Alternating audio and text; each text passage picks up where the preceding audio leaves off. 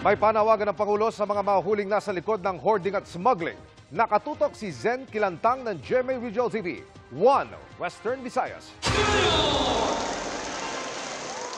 Sa pagbisita ni Pangulong Bongbong Marcos Jr. para mamahagi ng bigas at financial assistance sa mga residente sa Roxas City sa Capiz, umapila ito sa kooperasyon ng bawat isa upang mahuli ang mga nasa likod ng hoarding at smuggling. Makiluhok sa pagbabantay sa ating lipunan. Marami po rin po tayong malaking nakakapanloloko ng kapwa. Tunay po ang nakakagalit ng mga smuggler at hoarder na yan. Nasisira ang daloy ng merkado, kaya tumataas ang presyo ng mga pangunahing bilihin dahil sa kanilang mga iligal na gawain. Pabor daw siyang maamyendahan ang ilang batas upang tuluyang maging krimen ang agricultural economic sabotage at mapabigat ang parusa dito. Samantala, binati din ito si dating senador at dating DILG Secretary Mar Roxas na anyay matagal na niyang kaibigan.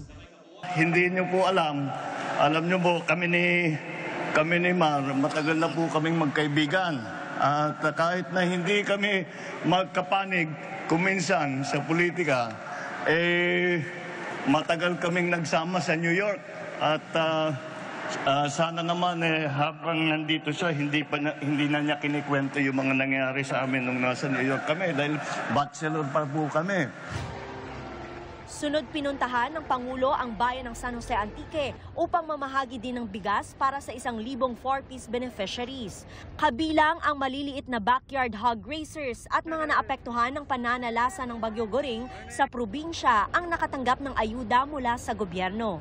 Namahagi rin ang DSWD ng 1.4 million pesos na halaga ng Seed Capital Fund para sa Sustainable Livelihood Program Association sa probinsya.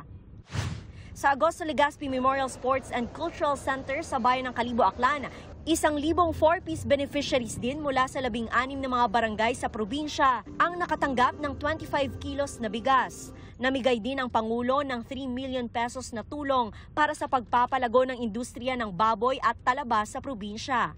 Ang mga ibinahaging bigas ngayong araw sa probinsya ng Capiz, Antique at Aklan ay kabilang lang sa 42,180 na sako ng smuggled rice na nakumpiska ng Bureau of Customs noong nakaraang buwan.